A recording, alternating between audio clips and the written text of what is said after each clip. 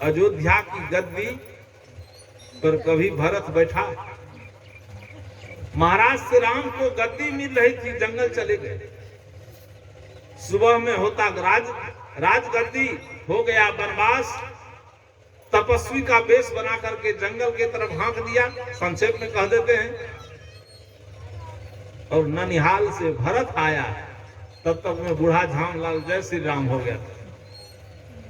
ननिहाल से भरत जी आए, अयोध्या की दशा को देखा।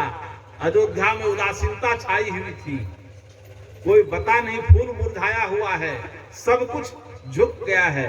सबसे पूछता है कि भाई अयोध्या की दशा क्यों हो गई ऐसी? किसी का जुबान नहीं खुलता है। पहले जाता है मां कौशल्या के पास, उनका भी मुंह नहीं खुल पाया, क्योंकि जितना स्नेह, जितना प्रेम कौशल्या को राम से, उतना ही प्रेम भरत से भी था। उर्मिला के पास गया, वो भी नहीं कुछ बोल पाई।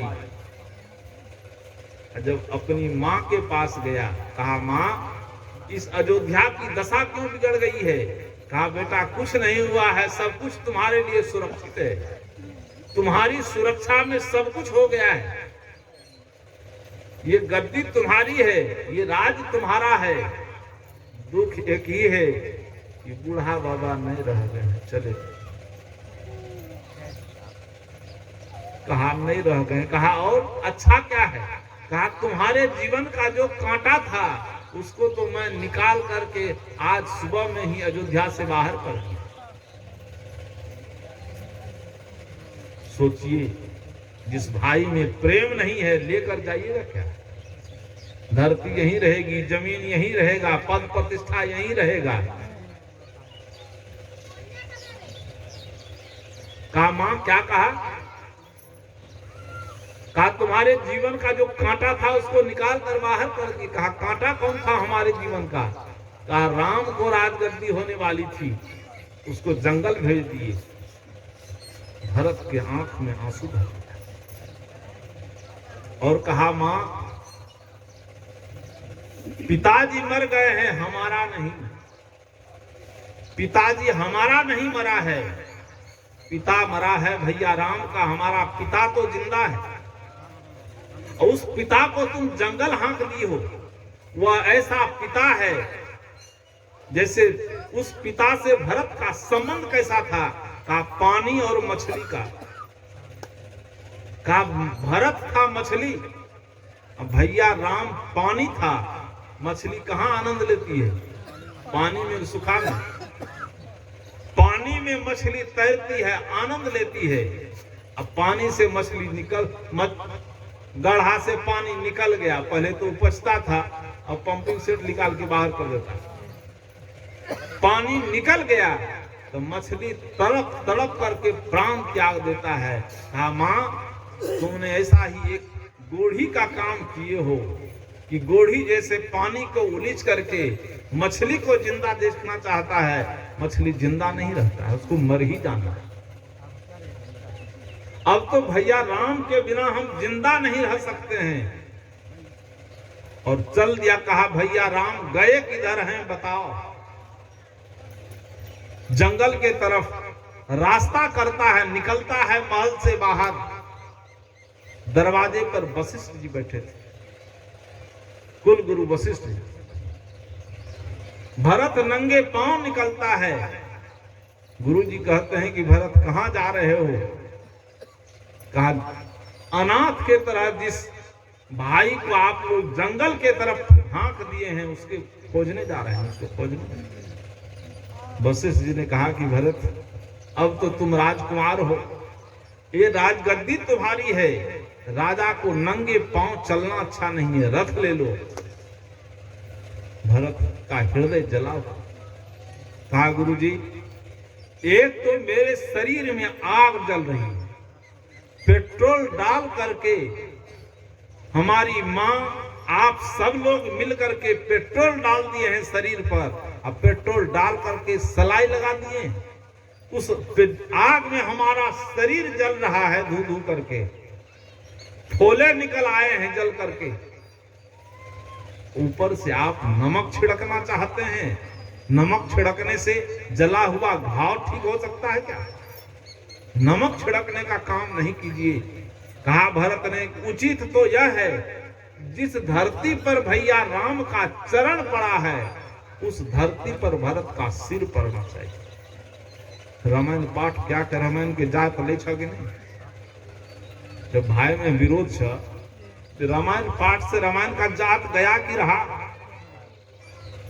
ये जो तिरोहित हो गया है उसका मूल कारण है हमारी चेतना धूमिल हो गई।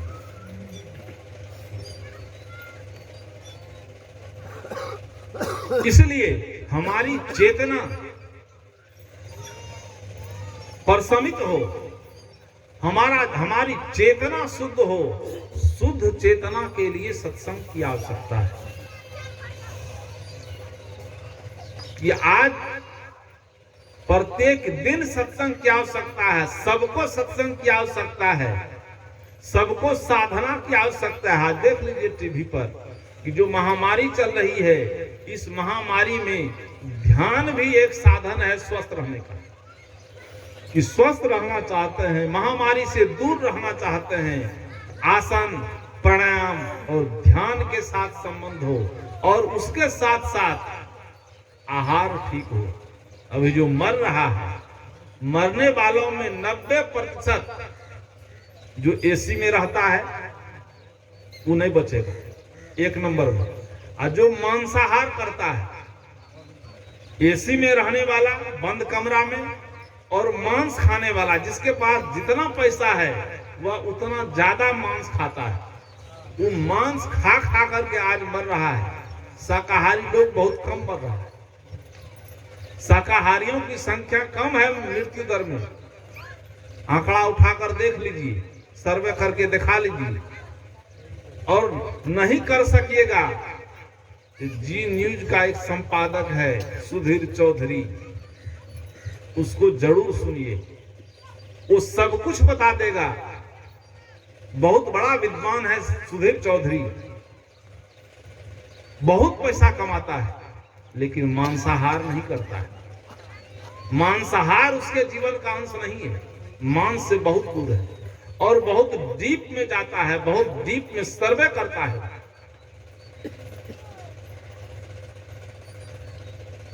पहले तो साधु महात्मा चिल्ला रहे थे कि मांस नहीं खाओ, आई लोग तो कंटा सहियो छे, एने तो जबरदस्ती खिलवे छे। ओने से खाए वाला जे छे, यदि कहीं संजोग से वही लड़की के पाला पड़ गए तो ओकर दुर्गंधन भए जाए। लेकिन इसकी रास्ता सही है, आप लोग सही हो जाएंगे, अपने जीवन को ठीक। अब तो अवसर आया है, अब हम लोगों को चिल्लाने की आवश्यकता नहीं है। बुद्ध, महावीर, कबीर सब चिल्ला के चले गए। जिस भारतवर्ष में 95% शाकाहारी था, आज 85% आदमी मांसाहारी हो गया। मात्र 15% शाकाहारी बचा है। अब फिर से शाकाहार आरंभ हुआ है, फिर से मांस खाना छोड़ रहा है। कुछ बेवकूफ टीवी पर आता है, कुछ बेवकूफ डॉक्टर सब टीवी पर, कुछ बेवकूफ डॉक्टर है, डिग्री लेकर के आया है, विदेशी संस्कार लेके वो कहता है कि अंडा मछली खाओ। समझ लीजिए वो भारतीय संस्कृति के अनुसार नहीं है, क्योंकि भारत के संस्कृति से उसको दुश्मनी है और आज नहीं हजारों साल से दुश्मनी रही है। भारत को बर्बाद करने के लिए कुछ बर्बाद करने वाले लोग टीवी पर हैं, कुछ डॉक्टर हैं जो ऐसा कहता है। लेकिन जो अधिकांश डॉक्टर है, जो समझदार है, जो सही में रिसर्च करता है, सीधे कहिए जो सही में ध्यान करता है, ध्यान में बैठता है, मेडिटेशन करता है, उसकी बुद्धि आज बदल रही है, वो सही सजेशन आज देने लगा है। इसलिए इस महामारी से बचने के लिए भी कम से कम अब विज्ञान की बात को स्वीकार कीजिए। अब भी तो छोड़िए, जादव जो है, जादव इस देश में मुसलमान हो गया। मुर्गा के पाले रहे, मुर्गा आज जिस जादव के घर में गाय थी, आज ऑक्सीजन की कमी है कि नहीं? आज ये हंसने का दिन है और इसको बहुत बड़ा वैज्ञानिक राजीव दीक्षित आज से मरने से आज उसका 11 वर्ष हो गया है। 11 बरस पहले 23 बरस की अवस्था से 40 बरस तक 43 बरस तक चिल्लाते रह गए और कह दिए थे कि मैं अभी कह रहा हूं आने वाले 10 वर्षों में ये घटना घटने वाली है कि ऑक्सीजन के बिना इस देश का आदमी मरेगा। आज ऑक्सीजन का प्लांट लगाने की आवश्यकता हो गई। क्यों? इसलिए कि हम प्रकृति के विरुद्ध काम करना शुरू किए। प्रकृति के विरुद्ध काम करने का परिणाम करने का मतलब है कि हम जो गाय था हमारे जीवन में उसको काट काट के खत्म कर दें। गाय का गोबर है, एक टिप्स लेकर जाइए, आज कल से करिएगा। गाय के गोबर का जो गोईठा होगा, गाय के गोबर का, उसको अलग से जला दीजिएगा, राख हो जाए। उस राख को डब्बा में भर के रख लीजिए और 20 लीटर पानी में 1 चम्मच, ज्यादा नहीं, रात में डाल दीजिए और उसको मिला दीजिए। रात भर में वो राख नीचे बैठ जाएगा। उस पानी को उठाकर पी लीजिए, ऑक्सीजन की कमी नहीं होगी। ये बोतल वाला पानी पीना छोड़ दीजिए। इतना ऑक्सीजन है गाय के गोबर में 22% और गाय का कच्चा गोबर में 22% है और उस गोबर को सुखा करके अब जला कर दीजिए तो 27% है और उस गोबर को जला करके राख कर दीजिए, बिल्कुल राख, तो उसमें 60% ऑक्सीजन है वैज्ञानिक दृष्टि से। जितना मूर्ख डॉक्टर है एक भी नहीं बताएगा इस बात को। इस पर जो रिसर्च कर रहा है वो बताएगा। उस गौवंश का आज सफाया हो गया। इसलिए ऑक्सीजन की आवश्यकता है।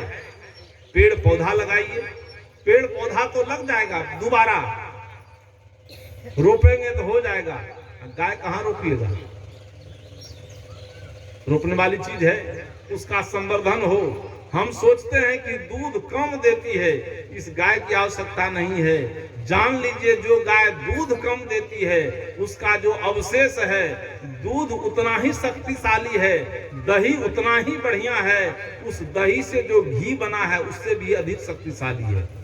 यह तो मेरा वर्तमान प्रयोग है। जो घी है, घी यदि पुराना घी है, साल भर 2 साल का, कपाड़ में बहुत जोर से दर्द उठ गया है, बस 3 बूंद सुसुम करिए, नाक में देने के लायक 3 बूंद डाल करके 3 से 4 मिनट में दर्द विदा हो जाएगा। इतना जल्दी कोई टैबलेट भी दर्द विदा नहीं कर सकता है। टैबलेट खाने की आदत हो गई है। इसलिए इन माताओं से निवेदन है कि घी बनाओ घर में। गाय का दूध है तो बना कर खाओ, नहीं तो कम से कम रखो उसको। मुरही भूजने नहीं आती। आज पूछे एक बच्ची से, कितना बड़ा दुर्भाग्य है इस देश का। जिस देश का आदर्श रहा था, हम पूछे बेटी तुमको मुरही भूजने आती है? कल गिनना है, कलिए वो आवे, दादी का आवे। कहाँ चला गया देश? समझिए इसको, हंसिए नहीं, हंस के नहीं टालिए। ये हमारा आदर्श था। वो मिल का, हम पूछे इसलिए जब भोजन कराने ले गया तो मुरही का पॉकेट रखा हुआ था। हम कहते पॉकेट वाला मुरही आया है। अच्छा सच्ची बात बोलिए, सब लोग खाते हैं। घर में जो मुरही भूना जाता है उसको खाइए, उसका स्वाद। बाजार वाला मुरही खाते हैं, उसका स्वाद कैसा लगता है? मुंह में घूमते रहता है वो। घर वाला मुरही सट से चल जाता है। ये संस्कृति हमारी चली जा रही है। जो हम जानते थे, हमारे पास जो जानकारी थी, वो जानकारी समाप्त होती जा रही है। अगली पीढ़ी हमारी कुछ नहीं जान रही है। तो हम मरेंगे कि बचेंगे? इसलिए सब कुछ समझने की आवश्यकता है। एक गाय है तो समझिए 50 रोग का इलाज आपके घर में है। वहां से कहीं बाहर जाने की आवश्यकता नहीं है। लेकिन सब कुछ समाप्त हो गया। क्यों? जिसका परिणाम आज पूरी दुनिया की बात तो छोड़ दीजिए, पूरा देश मर रहा है। देहात में क्यों पहुंच गया? शहर में, महानगर में 14% ऑक्सीजन है। आंकड़ा उठा के देख लीजिए। दिल्ली में 14%, बंबई में 12%, पटना में है 18%, गांव में हो गया है 20%, 2% गांव में घटा हुआ है अभी भी। इसका संवर्धन कीजिए, और इसका संवर्धन गाय से और पौधा से होगा। कि शहर का जो संस्कार, विदेशी संस्कार जो आ गया है कि जन्मदिन के अवसर पर केक काटते हैं। केक काटिए नहीं, अपना जन्मदिन हो, बच्चे का जन्मदिन हो, किसी पंडित को नहीं बुलाइए, बच्चे के जन्मदिन पर एक पेड़ ही लगा दीजिए। आप कहिएगा हमको खेत नहीं है, खेत समझ के नहीं, सड़क है कि नहीं। बच्चे के जन्मदिन पर एक पेड़ सड़क के किनारे ही लगा दीजिए। यदि एक पेड़ लग जाता है, एक पेड़ कम से कम 1000 आदमी को ऑक्सीजन देता है। पीपल का पेड़ लग जाए तो कम से कम 5000 आदमी को ऑक्सीजन मिलेगा। जहां पीपल का पेड़ जिस गांव में है वहां ऑक्सीजन की कमी नहीं होगी, 24 घंटा ऑक्सीजन देता है। तो आप पेड़ लगाइए, विदेशी संस्कार मत लाइए। काटने का संस्कार छोड़ दीजिए। काटने के चलते आज बच्चा सब काटना शुरू कर दिया है। पहले काटता था सड़क पर राह चलने वाले राही को, अब बापों को काटता है। बहुत घटना है, एक बेटा जेल से निकल के आया, बाप को मार दिया। हाल की घटना है, बाप को काट रहा है, माँ को काट रहा है। आया संस्कार आपसे, क्योंकि जो संस्कार देना चाहिए बच्चे को वो संस्कार नहीं दे करके, पेड़ लगाने का नहीं, केक काटने का। तो पहले केक काटा, फिर खीरा काटा, फिर कद्दू काटा, खीरा कद्दू काट के मकई काटा, काटते काटते तो मुर्गी काटा, बत्तख काटा, बकरी काटा, अब आदमी काट रहा है। काटने का संस्कार आप दिए हैं, काटने का संस्कार नहीं दीजिए। तो आइए, बस थोड़ा सा निवेदन मैंने किया। इस 2 दिवसीय कार्यक्रम के अंतिम सत्र में आना तो मुझे कल ही था, कल ही आते। मन में दुख भी है जुक्ति साहब को कि साहब जी भी समय कम देते हैं, लेकिन हम लाचारी में दिए हैं। हम कह दिए कि कोरोना का काल है, नहीं कीजिए तो ज्यादा अच्छा है। अब कीजिएगा तो स्थिति जैसी है तो हम एक दिन आएंगे। तो हमको सुबह ही आना था, सुबह आ जाना था। कल हम नहीं आए, सुबह आना था। सुबह में भी हम आए, लेकिन कुछ लेट हुआ, कार्यक्रम हुआ, उसके लिए हम क्षमा चाहते हैं। और इस सत्र में मैंने जो निवेदन किया कि सावधानी ही साधना है, हर एक व्यक्ति सावधान हो जाइए, मन से, वाणी से और कर्म से, क्योंकि सबसे पहले मन बिगड़ता है। भगवान कृष्ण ने कहा कि भाव संशुद्धि द्वितीय तपो मानस मुच्यते, का तप से सबसे बड़ा तप है मन से सावधान हो जाना। मानसिक तप सबसे बड़ा तप है, क्योंकि कोई भी विचार उत्पन्न होता है पहले मस्तिष्क में, चाहे हिंसात्मक विचार हो, चाहे अहिंसात्मक विचार हो, चाहे सृजनात्मक विचार हो, चाहे विघटनात्मक विचार हो, सारे विचार मस्तिष्क से जन्म लेते हैं। इसलिए भगवान कृष्ण ने कहा कि भाव संशुद्धि रीते तपो मानस मुच्यते, पहले भाव शुद्ध हो। भाव भवन हमारा शुद्ध हो गया तो हमारा सोच भी सही होगा, सोच सही होगा तो हमारी भाषा सही होगी, भाषा सही हो जाएगी, हमारा कर्म सही हो जाएगा। जो सुन रहे थे विनोद साहब से कि कर्मों का सुधार जीवन में सबसे बड़ी साधना है। एक कर्म सुधरता है, इससे 2 चीजें आ गई। कर्म के सुधरने से व्यवहारिक जीवन हमारा ठीक हो गया, हमारे जीवन में संदेह नहीं रहेगा, और परमार्थ के लिए हम आगे बढ़े। परमार्थिक कदम वही हो सकता है, परमार्थ के तरफ वही व्यक्ति बढ़ सकता है जिसके पास निर्भयता है। निर्भयता तब आएगी जब हमारा कर्म सुधरेगा। इन्हीं शब्दों के साथ मैं आप सबको और जुक्ति साहब को धन्यवाद तो नहीं दे सकते हैं, लेकिन जो उम्र है उनकी, उस उम्र के हैसियत से धन नहीं है, बहुत धन नहीं है, लेकिन भीतर में जो आत्मधन है, उस आत्मधन के चलते रिक्स उठा करके, जूझ करके कहा कि नहीं कार्यक्रम होगा ही नहीं। अगली बार तो शायद हुआ था कि नहीं हुआ था, हम नहीं आ पाए थे, पूरा लॉकडाउन था, होना ही नहीं था।